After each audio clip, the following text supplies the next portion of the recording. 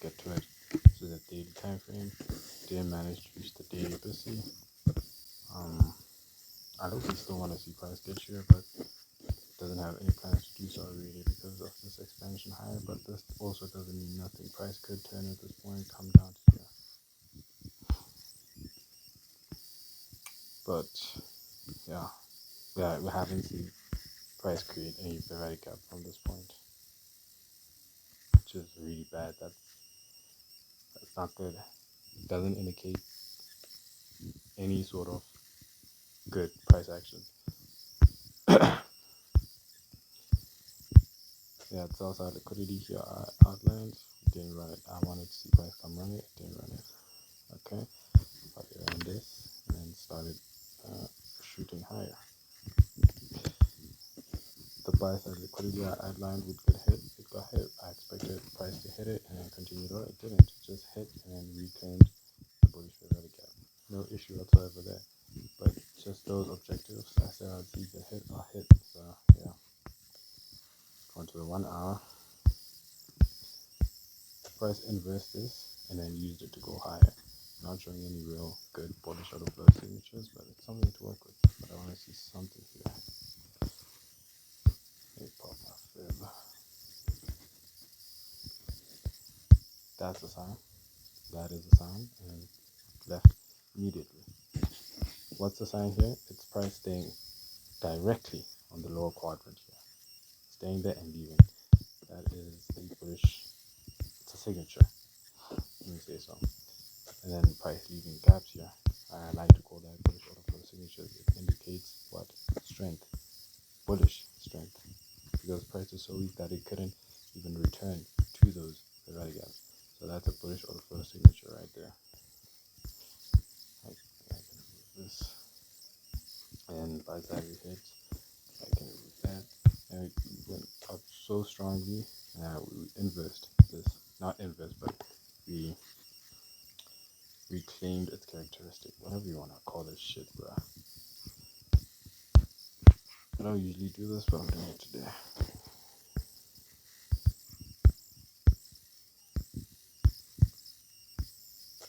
Inverse this John stayed at the upper half, indicating what? Strength, bullish strength. And we left with a lot of speed. Created some speed past here, and that's indicating what? That a retrace might be coming, and then another expansion on higher. Also, speed past this high indicates what? Bullishness. After seeing that John happen, I had this in mind.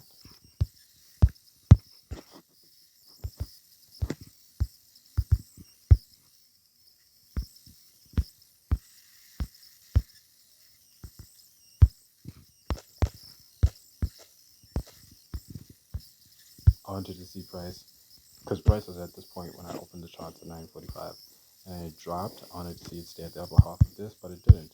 Went down to sweep liquidity here, and luckily there was what? A fair value gap there.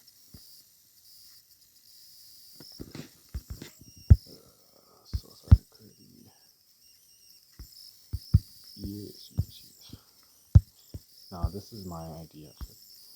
Price started the speedy run from here to left, and it just ran like the speed started from here, and it retraced.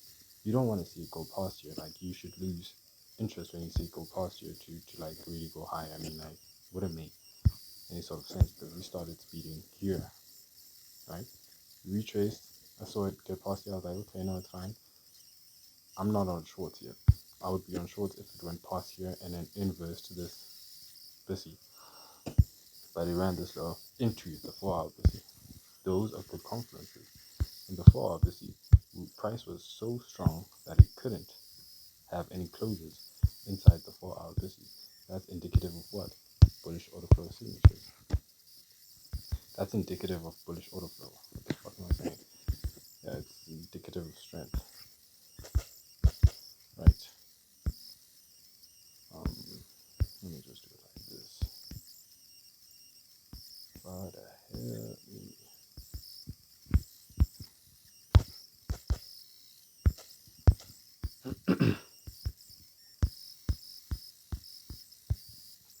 Right.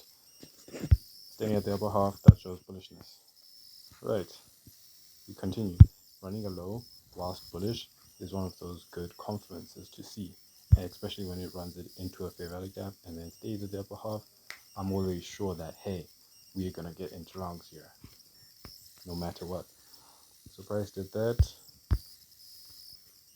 and then yeah, bro, even the 1 minute time frame failed to have bodies in the midsection of this fair value gap. That is the best thing you could see, and also the sweep of liquidity is the best thing you could see. Also, it did this at 10 o'clock. That's the best thing you could see. I was so confident in this that I was like, no, if price was able to leave like this, and look, this is a motherfucking breakaway gap.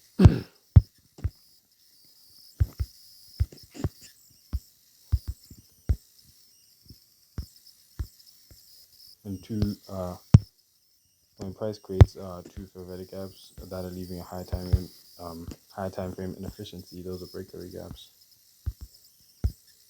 And I truly believe in breakaway gaps when they happen, like when price stayed at the upper half of the fair value gap like this.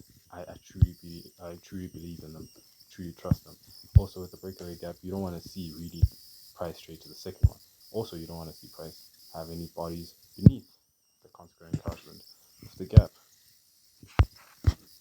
If you're smart, you could have popped longs here up to here. Okay, sorry, up to here. Had your stop loss as the second fair value gap. Why as the second fair value gap? Because you don't want to see price trade back to it, since it's a breakaway gap, and it has shown that price has so much strength to the point whereby it doesn't have any counterbody closures here.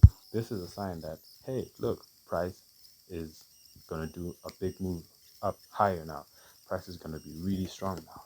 So yeah, that's a trade a person could have taken, and yeah, you could have been moneyfied, you know. But always watch out for breakaway gaps, because sometimes they can allow you to have a shorter stop here. Instead of putting the stop all the way here and having a 1-to-1 and then having to do this in order to have a 1-to-2 and having your trade take longer. That's not really nice. I like to be in and out of the marketplace. I don't like to stay here for long, because it hurts a lot of individuals, including me. It has hurt me a lot in the past.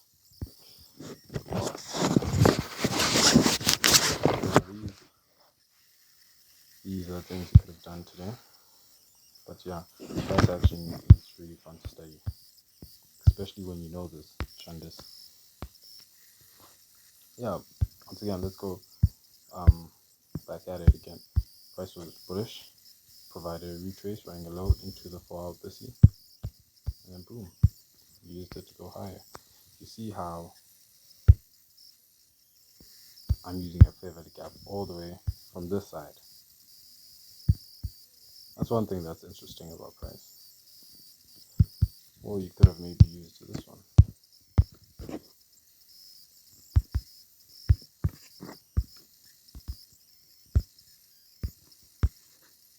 I will delete the other one here soon.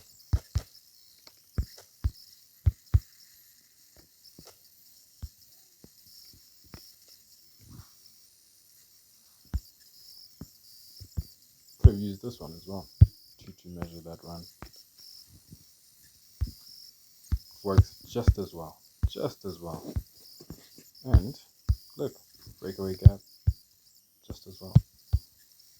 So, reading price action is beautiful, bro. It's majestic, it's nice, it's fun.